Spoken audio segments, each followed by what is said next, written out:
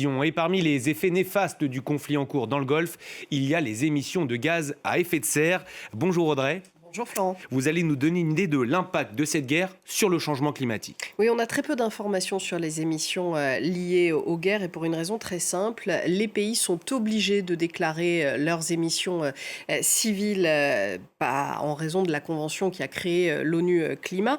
En revanche, la déclaration des émissions liées à leurs opérations militaires à l'étranger, ça, c'est sur la base du volontariat. Mais des organismes non gouvernementaux travaillent à évaluer ces émissions et c'est le cas de l'Observatoire des conflits et de l'environnement. Ils estiment le poids carbone des opérations militaires à 5,5% des émissions mondiales. C'est considérable parce que ça en ferait le quatrième pays émetteur de la planète au niveau mondial. C'est plus que toutes les émissions du continent africain. Alors vous le savez, je l'ai assez répété ici. Pour l'instant, on n'est pas sur une trajectoire de baisse des émissions qui nous permettrait de limiter à 2 degrés le réchauffement planétaire à la fin du siècle. Mais si on ajoute à cela les émissions militaires, le compte n'y est pas.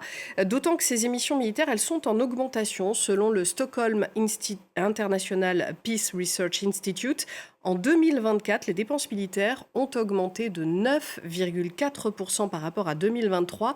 C'était la plus forte hausse depuis la fin de la guerre froide. Et plus d'armement, évidemment, c'est plus d'émissions. Et ça, c'était avant le déclenchement du conflit dans le Golfe. Pour l'instant, il est encore trop tôt pour évaluer les émissions liées à ce tout nouveau conflit. On a vu les bombardements sur les dépôts d'armes à Téhéran et ce nuage de suie sur la ville. Alors oui, ça aura évidemment un impact, mais le poids carbone de ce conflit va surtout dépendre de sa durée. Écoutez sur ce point Ellie Kini, elle est directrice de plaidoyer climat à l'Observatoire conflit et environnement.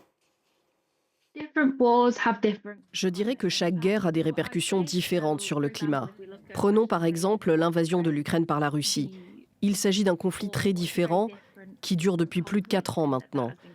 D'après les estimations de l'initiative Greenhouse Gas Accounting of War, ces 4 années ont généré des émissions équivalentes à celles produites par la France en un an. C'est une empreinte carbone vraiment considérable.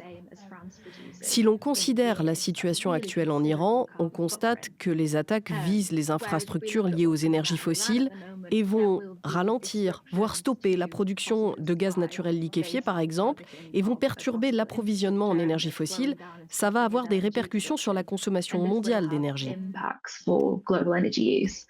Merci Audrey pour tous ces éléments. Vous restez avec nous.